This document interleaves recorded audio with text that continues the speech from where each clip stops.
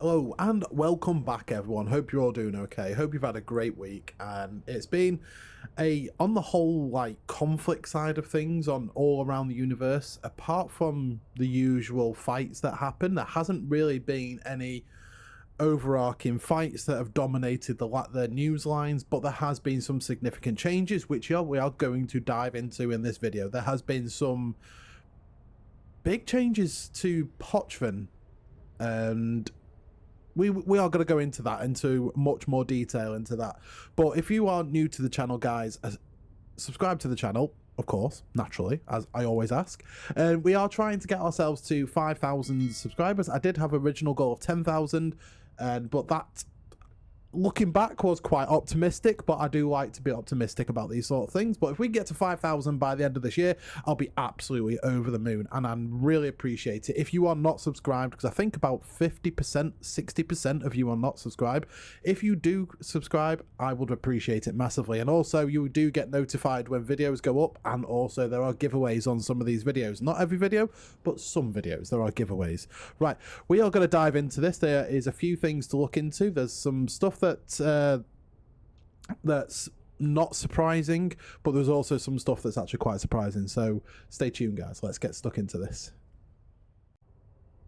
First and foremost, guys, as always, let's dive straight into Zkill. Now, first of all, if you are a Zkill enjoyer and a Zkill follower, you will have noticed that this week there was an outage of Zkill. Now, I do... there's a little meme post here, which I'm going to bring on the screen now. It's a little meme post here, and one kill was covered from Zkill's backups. So the hamster died, basically. It wasn't an actual hamster that died, but basically what happened is the guy... Where was the comment? Basically accidentally deleted the entire Zkill database due to one line mistake a couple days ago, causing Zkill blackout, pulled it back up, and everything was recovered again. So imagine that, just like, you know, Zkill, one line you clicked or something, and the whole Zkill just gets deleted. I think some people that really monitor Zkill were up in arms, and I'm pretty sure I heard a lot of people talking about it and saying, "Oh my god, what's going to go on?" There are alternatives to Zkill, but Zkill is the most popular one in the game. It's the most popular one, but there are alternatives if this does ever go down. So just bear that one in mind. I might even link some of them down below so you can have a look. But first of all, we're going to dive into these Supercarrier kills because they are spicy.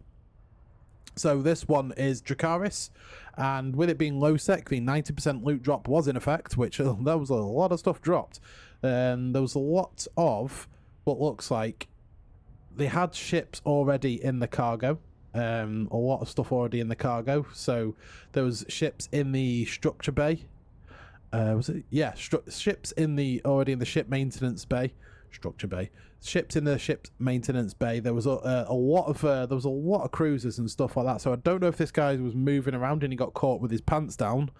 But essentially, it could have been. He could have possibly. No, he wasn't. He wasn't near a planet. Normally, where it says closest, that will be basically where it was. So it might say Planet 5, Moon 1, for example, or a Stargate, for example. So this looks like he was just at a safe spot near a moon, and I think the Snuffed Out managed to track him down, because the related kills. I'm gonna go out on an absolute whim here and say that even those guys. Yeah, even these guys weren't friendly to the, yeah. I'm going to go out on a whim and say that that hell was killed by absolutely everyone that was on oh, no, he wasn't. Oh, no, he was neutered. Yeah, so basically, it looks... What time was this as well? Because this is... This was at 12:10, just after downtime. See, that's where you effed up. What you should have done, lit the Sino as the last 15 seconds of the server going down is counting, then jump the Supercarrier in, and then the server shuts down. So it doesn't matter if you're tackled, if you've been shot, whatever, server's dead, everyone goes offline. It's done. That's what he should have done with that. But I mean, this is some really weird fit. But I mean, it's obviously travel fit, but It looks like he was moving it. Don't know where. Might have been moving it up north to jump. I don't know. I have no idea where he was moving it to. They haven't responded to me reaching out to them, unfortunately. But it looks like he got caught with his pants down on a Sino and then snuffed out. And these guys, obviously, they were probably all working together. Let's be absolutely brutally honest. They were all working together. They lost a 10,000 disc. I'm sure they will recover from that. But he lost 94 billion in that because it was full and most of it dropped. Let's have a look at the loot. Yeah, 26 billion-ish dropped. That's pretty insane. It actually tells you in dollars. I forgot about that feature.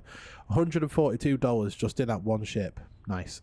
So that's... be careful when you're moving a supercarrier. Do it. Jump just before downtime.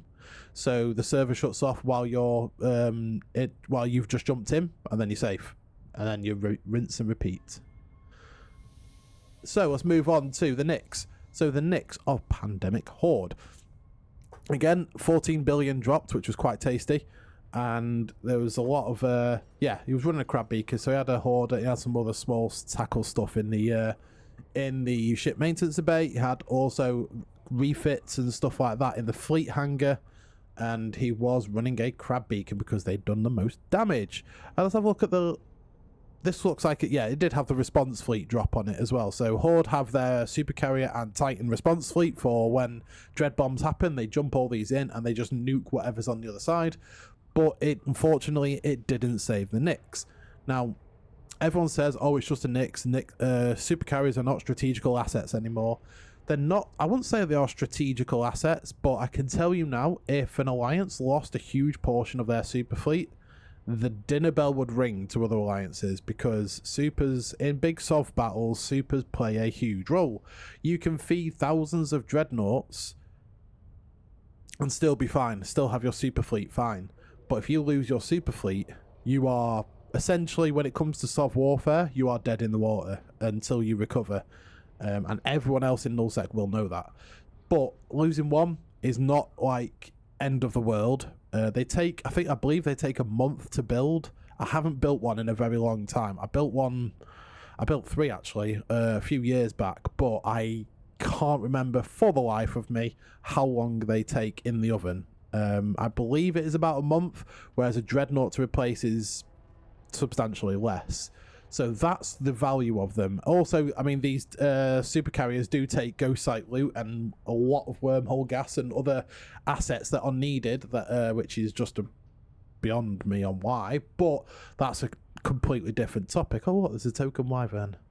That was probably shield boosts, actually. But yeah, the losing a supercarrier versus, you know, what? 1, 2, 3, 4, 5, 6, 7, 8, 9, 10, 12, 11, 12 dreads.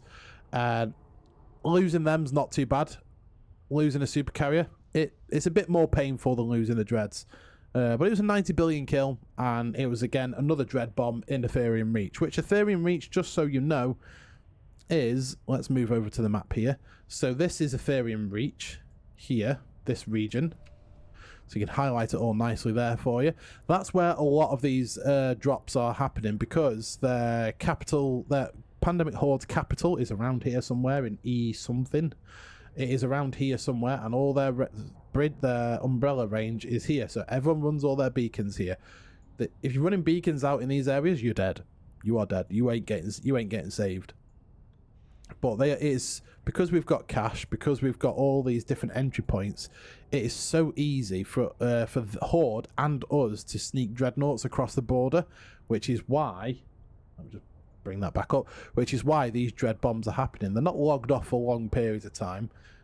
They are brought in, because look, Hippojax, he's lost God knows how many dreadnoughts alone just doing this sort of thing. So they are easy to cross the border. Horde have done it to us, we do it to Horde. It happens all the time. Look, another one in Ethereum Reach, but this was Goon Swarm, Inner Hell. No, Inner Hell? Oh, interesting. I've not seen them for a while. Oh, it looks like it was just a public fleet, maybe. Initiative, Goons, Dracaris, Brotherhood of Spacers, Hype Train, Inner Hell. There's Rusty Hyenas Clan, Deepwater Hooligans. Yeah, it looks like... I mean, they brought a Maelstrom fleet to try and save the supercarrier. Didn't work. 10 bill was lost, only one dreadnought died, and they got the rest of the dreadnoughts out because I don't know if it was done. Looking at the time, when was it? Time was, I don't know if Horde had their response fleet up, hence why it was a mainline fleet that was brought in. I don't think Horde had their response fleet up, otherwise you would have seen a lot of Supers and Titans dropping in to nuke all these dreads here, and that's probably why only one was lost, because he got caught. That looks like the Matani's photo. Sorry, I just noticed that. That looks like the Matani's photo. Yeah, so one dreadnought was lost, which, you know, one dreadnought for a supercarrier and a faction, and sorry, not a faction, and a navy dread. That's a hell of a good deal. That is a hell of a good deal. But yeah, so that was the supercarriers lost this week. They're always worth mentioning because they are a pain in the backside to build. And I know these are just crabbing supers, but every one that dies, it's another month to replace it. And I wonder how many have died so far this month. Let's have a quick look just to see what's died this month. Big kills, 10 plus. Let's go for this month. So, nullsec.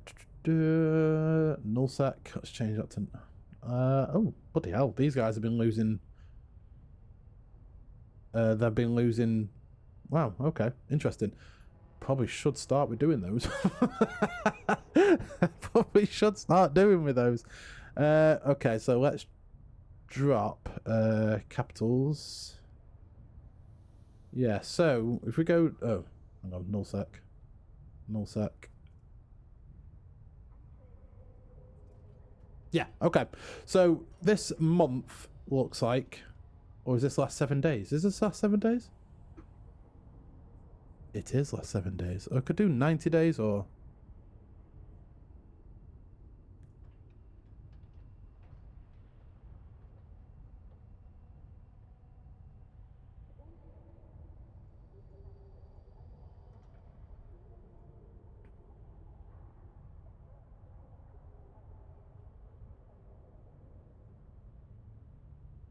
Okay, so we've got capitals going back to the start of this month. So the start of this month, there's been a Nyx, there's been a Titan. Titans are a pain in the backside to build as well.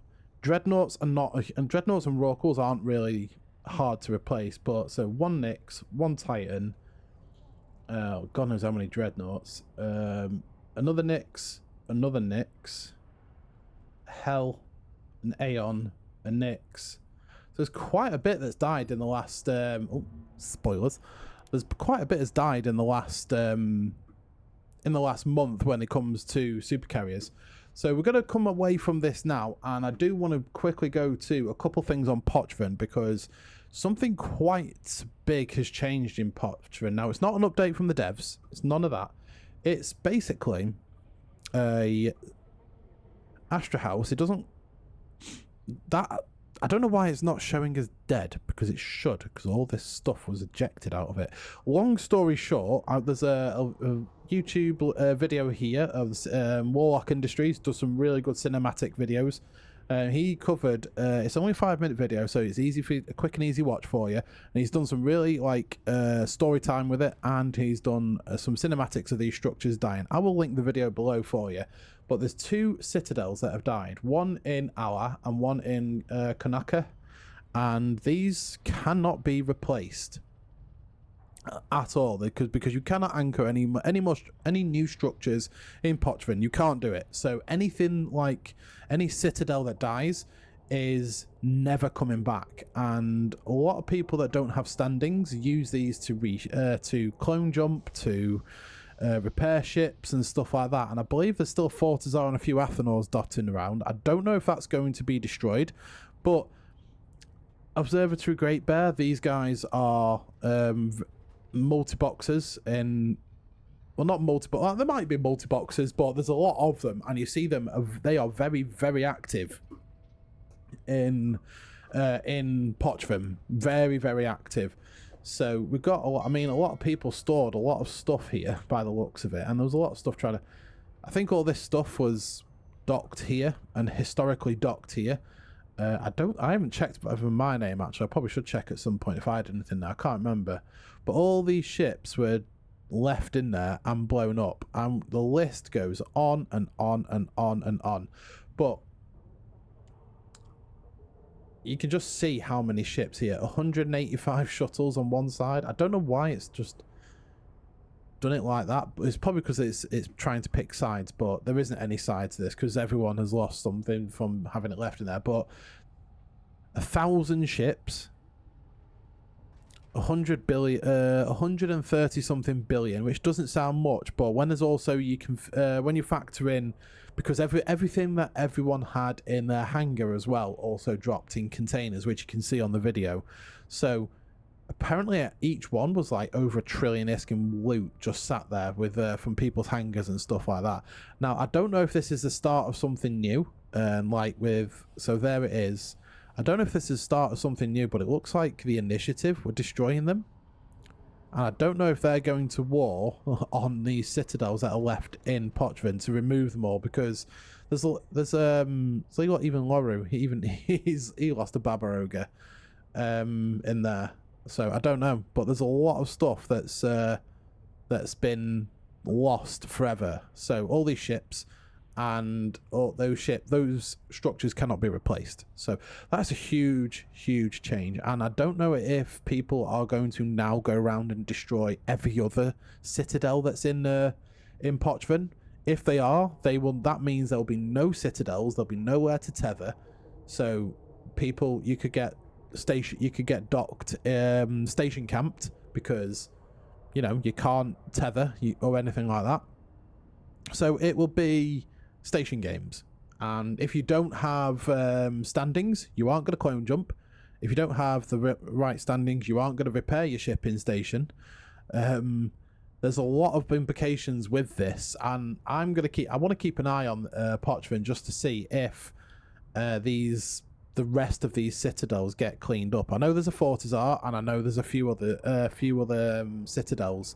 There's about 3. I've seen another 3 or 4 Astra houses and some refineries as well.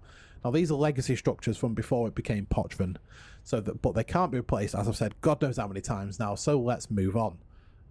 We're going to move on from this, and we are going to go over to Dot1 to have a look at alliance changes, alliance movements, and stuff that's been going on in and around the universe. So first of all, we come to SOV systems, systems owned. So not much change on the side here. We still have Fraternity at the top, followed by Goonswarm and Pandemic Horde, by how many SOV systems they actually hold. And also you can obviously see how many members they have. So as always, the top 3 are Fraternity, Goonswarm and Horde, the biggest groups in the game. Initiatives down here with a lot less space to not so different numbers. But we're going to move on to movements now, because this is one that's the important one, in my opinion. This is the important one. So in the last 7 days, Fraternity has gained 300 members. They're I believe these are a rental group, Azure Citizen. Every time I mention them to people, they always say they rent space from Fraternity, and they're just renters, that's it. And they've gained another 300 people. That could have been, more people coming in, or that could have just been alts made for more farming, or, more mining, because, mining scales better with numbers. Horde have gained nearly 200 people. Goonswarm gained nearly 150 people. Initiative gained 130 or nearly 140 people. Only Fleets 130 people. So as you can see, it obviously goes down because that's how that works. But not huge movements in the last 7 days. Now in the last 30 days, it is still, because obviously it's going to be a very similar number to last week, except this number has obviously gone down because that was 1,400 last week, and they've obviously gained a few hundred people now, and that's going up, which is always good to see some people joining alliances and getting stuck into the nullsec kind of thing. Nullsec it's a bit like Marmite. You either love it or you hate it, and if you prefer lowsec because you don't want to get bubbled, you don't want to have to deal with huge tie-dye fleets of massive F1 monkeys and all these memes and stuff like that, then lowsec, wormholes and that sort of area is going to be your your forte, then this part of the video will mean absolutely naught to you, unfortunately. But it's a good indication to the rest of the game of how alliances are doing with recruitment, with members, with shifting. Well, people vote, as I said in another video, people voting with their feet. If they don't like somewhere, they're going to stop complaining about it and they'll just leave and go to another alliance. And that has happened a lot in Horde. I'm not here to say that 1,200 people is people, everyone is leaving Horde. I imagine quite a lot of that would be Horde purging inactive members, because every alliance around the universe does a purge every so often where people that haven't been active for, say, 6 months or more, they haven't logged in or anything like that. It's, you know, they purge them from the corp, and then when they come back, they get them back in the corp. It's just so obviously the leadership and corp leaders can keep a track on who's active and who's not active. So, you know, it's a very good indication on alliances on how they're actually doing. I've never heard of the Monarchy, but they've lost in 7 days. They've lost 200 people. Never heard of them. But LinkNet, I've heard of them before. I can't remember where, but I've heard of them. And it's been a while since I've seen their name, if I'm completely honest. They've got Sov. Providence. Okay. Am I right in thinking there's still, you know, quite a lot of content going on in I hate that term, content. I don't know why I've just used it. I do apologise. There's still a lot of brawls and stuff going down in Providence, or has Providence completely died off? We can have a quick look. We'll look into that in a second. So just turning to Aquarius, and on the SOV side of things, we've got one SOV system that's been reinforced here, and it is the iHub, or the SOV hub now it's called, and that has been reinforced. I'm not sure who by. Maybe, I don't know, maybe could have been the members of Delve doing it, but I don't think those guys are friendly with Phoenix Coalition. But it's interesting how, I mean, that comes, it could have been just a someone from trolling from Lowsec to try and get a fight. So when that comes out reinforced, this constellation will have nodes spawning and people can come and, you know, kill fleets that are defending these nodes. You know, it could have been something like that, something so simple. So let's click on Sovereignty. That is the only system in the entire game currently that is reinforced. So that means there is no well, I say no invasion. We are coming round to that sort of area in a minute.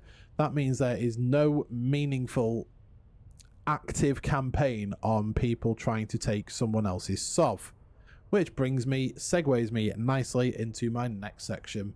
So you would have noticed in the last video I mentioned about Initiative and Fraternity going to war. Now, not too much has happened, because I'm from a post that I saw on Reddit, and obviously you've got to trust Reddit with your life because it's always right and there's nothing ever wrong with what's said on Reddit, obviously. And basically Fraternity announced that they had a lot of assets to move. So they said all faxes, all dreads, all carriers move, and then obviously a portion of their super fleet is going to move. Not all of it, because that would be silly, but a good portion of supers and titans are going to move as well, and I imagine that's been going on for this week. And then there was a one fight here which I'm struggling to gauge it because it was in BTAC D. Now if you don't know where BTAC D is, let me just bring that up on the map. So BTAC D, I already know where it is. Excuse me. It's in Cloud Ring and it's right down the bottom here. BTAC D is the entrance to Fountain, which Fraternity bring in wrong one. Fraternity already bringing Zealot fleets down to Initiative space, they brought a Stormbringer fleet, nice. And they brought a fleet down right to in its doorstep. That's a statement and a half. Now, I doubt that means anything like immediately means Fraternity are just going to absolutely steamroll in it, because you can't make that kind of call on a very simple fight like that. But I'm wondering if they used Syndicate to get through here, because if you come from Syndicate, you can, you know, go through low seconds, stuff like that, and avoid making your way. From from Syndicate. You can go from Pure Blind to Placid to Syndicate to Cloud Ring that way, or it's a long way round. But if they went through Fade in E9KD, it would know they're coming, but also they'd be up here. Instead, they're down here, so they obviously wanted to come through Syndicate, and yeah, they might have just come across there, which would make sense because you come through Placid. Where are we? Pure Blind. Yeah, so they probably just came straight from along here, down into Cloud Ring, straight across to there to have a fight within it and in BTAT D. I don't know if this means this is the start of the heat kicking up for it. I don't want to make that call, but to see Fraternity with a fleet of Zealots and Deimoses, with also with a Stormbringer wing all the way over here, is interesting to say the least, purely because they are very far away from home, and it does look like it took massive losses in comparison, because there was, if I have a look at this, it was, I mean, they were killed by that, but there was also I believe there was a bombing run involved, because there's a lot of bombers here.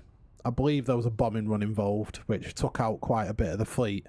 And just looking previously over this, so this looks like it could have been a fun fight, but the bombers just absolutely did some damage with this fleet, which, you know, you've always got to keep an eye out for a bomber wing in space. But I don't know, as I said, I don't think this is the heat kicking up. It's relatively even numbers. What time was this? This is like, that's very early EU time zone. Interesting. Yeah, that's I mean, it's obviously not a full fleet. It's nearly a full fleet, but not quite. But it's still interesting that in early EU time zone they've managed to match its initiative numbers. So it could be quite interesting going forward. We are going to be keeping an eye out over that area, because if this heats up, this could get really spicy real quick. And as there's not too much going on in anywhere else in the universe, I'm wondering who will come and join the fight. And I imagine if... Now, I'm only saying this because it's going to be said in the comments. So I imagine if there is any real risk of Fountain having their SOV deleted and being completely removed by Fraternity, I imagine Goonswarm will send a few fleets over to fight as well. Mainly because Goons and Init are long-term friends. Yes, they are neutral, so we still shoot each other. They still destroy our caps. We still destroy their stuff. We're all still fighting. But if there was a real threat from Fraternity to take Fountain off the initiative, I think that's just because we wouldn't want Fraternity holding that space for themselves. I think that's probably why we'd get involved. As well as, you know, third partying on fleets is always fun, because, you know, fighting is fighting. But it is a long way to go.